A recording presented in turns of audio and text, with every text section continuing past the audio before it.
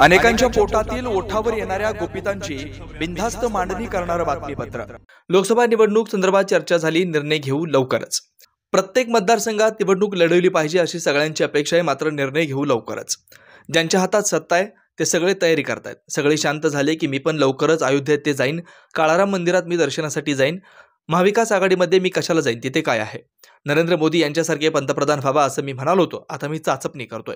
ED कारवाईची सुरू आहे, भविष्यात हे भाजपला देखील परवडणार नाही। राजकारण्यांना जोपर्यंत मतदार वटणीवर आणत नाही तोपर्यंत हे असंच सुरू राहणार। सगळ्या मागण्या मान्य झाल्या, फक्त आरक्षणाची मागणी झाली नाही। सत्तेतील गटबाजी दिसत नाही, विरोधी पक्षातील दिसते। लोकसभा येऊ द्या, त्यांच्यातील तडे दिसतील, आमचा उघडा कारभार। काल पहिला डोस दिला, ज्यांची पोच नाही त्यांच्या भरोश्यावर निवडणुका लढवणार नाही। 2-4 टाळक्यांवर निवडणुका लढणार नाही। 52 पत्त्यांचा कट किती दिवस पिसणार। महागाई, इंधनावर कुणी बोलायला तयार नाही। मराठी माणसाला घर नाकारलं, त्यावर कुणी बोलत नाही। कसली चौकशी करणार, कुणाला बोलवणार, मूर्खांचा बाजार आहे सगळा। राजकीय अवस्था खालावली तशी पत्रकारितेची अवस्था देखील खालावली। मूळ विषयांना हातच लावायचा नाही।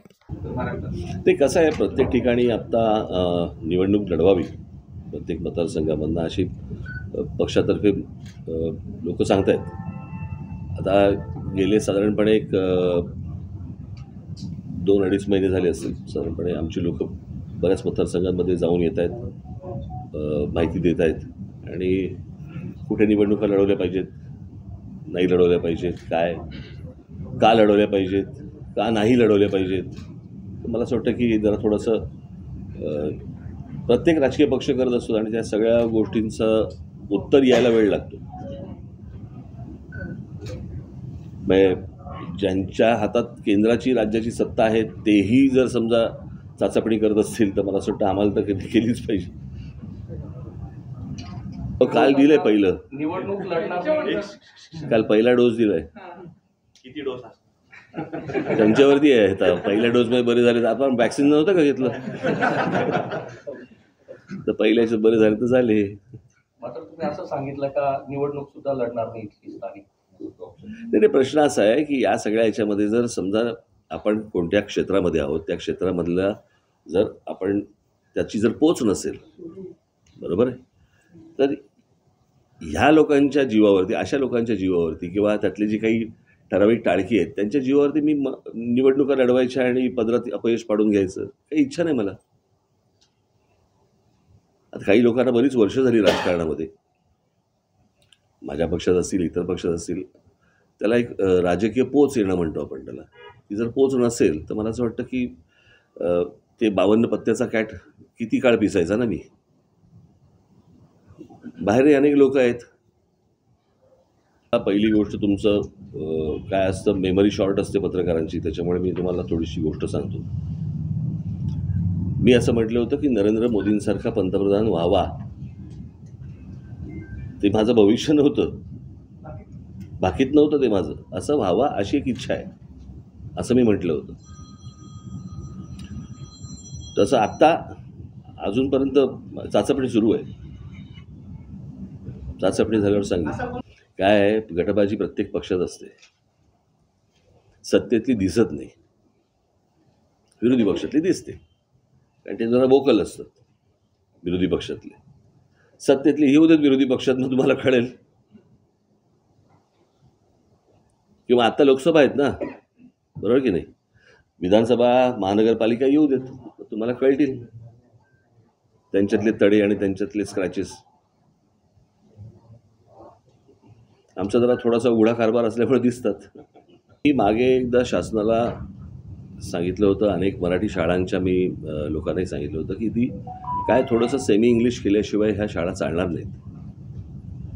प्रत्येकाला असं वाटतं की माझा मुलगा, माझी मुलगी इंग्रजी शाळेमध्ये जावं, त्याला इंग्रजी यावं, आमच्या वेळेला नव्हतं, ते माझ्या मुलांना मिळावं, अशा अनेक गोष्टी याच्यामध्ये असतात आणि त्या वैयक्तिक असतात, त्याच्यामध्ये काही सामाजिक किंवा असं काही नसतं। तर ज्या मराठी शाळा, म्हणजे आता आमच्याकडे बालमन विद्या मंदिर आमची जी शाळा आहे, त्या बालमन विद्या मंदिरमध्ये जी मराठी मीडियम आहे ती आता सेमी इंग्लिश केली आहे आणि सेमी इंग्लिश केल्यानंतर आज तिकडे त्याचा रिपोर्ट घ्या, 100% भरलेली आहे शाळा। ह्या ज्या कारवाया सुरू आहेत हे सगळं अशा प्रकारचं राजकारण हे भविष्यात भारतीय जनता पक्षालाही परवडणार नाही।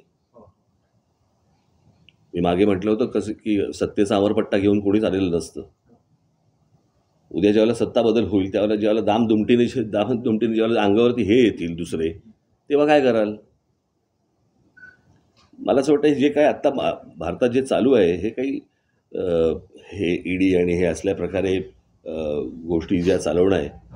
कसं आहे, मग इंदिरा गांधींच्या काळामध्ये नाही का झाल्या, अरे त्यांनी केलं म्हणून तुम्ही करायचं म्हणून दुसऱ्यांनी करायचं, असं होत नसतं ना. आपण मागे पण म्हटलं होतं की मतदारांना गृहीत धरू नका, म्हणजे महाराष्ट्रामध्ये जे झालं तसंच बिहारमध्ये 2020 पासून आतापर्यंत तिसऱ्यांदा नितीश कुमार यांनी मुख्यमंत्री पदाची शपथ घेतली, तिथेही मतदारांना गृहीत धरण्यासारखं वाटतं. नाही, पण मला मतदारांनी या बाबतीत मला असं निर्णय घेणं गरजेचं आहे. जोपर्यंत राजकारण्यांना मतदार जोपर्यंत वटणीवर आणत नाहीत तोपर्यंत काहीच तुम्हाला मिळणार नाही ना. म्हणजे आपण 10 चुकीच्या गोष्टींपासून दुर्लक्ष करायचं आणि एखाद्या चांगल्या गोष्टीवरती मतदान करायचं की समोरचा परत 10 गोष्टी करायला, चुकीच्या गोष्टी करायला परत मोकळा होतोच ना. नाही, मला कसं आहे, ते सगळ्या गोष्टी ह्याला कोणाचे सगळ्यांचेच काय म्हणू आपण त्याला इंटरेस्ट आहेत आणि आतून वेगवेगळ्या लोकांचे पाठिंबे आहेत. तुम्हालाही माहिती आहे या सगळ्या गोष्टी काय आहेत. त्या बोलण्यातही काही पॉईंट नाही, कारण ती तुम्हाला काही उघड गोष्ट नाही आहे ती तशी, पण म्हटलं तर उघड गोष्ट आहे. मात्र यामध्ये जरांगे पाटील साहेब सरकारने निर्णय घ्यावा. मी काय साहेब, मराठा आरक्षणाच्या प्रश्नामध्ये मनोज जरांगे पाटील फसले का फसवले गेले सरकारकडनं काय माहित. कारण की त्यांनी आनंद उत्सव देखील साजरा केला, परंतु उपोषणाला बसला.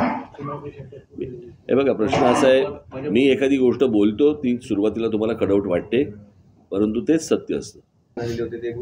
बघा, मी त्या दिवशी जेव्हा जरांगे पाटलांना भेटायला गेलो त्यावेळेला त्यांच्या समोर, लोकांसमोर मी तेव्हा सांगितलं होतं हे होणार नाही.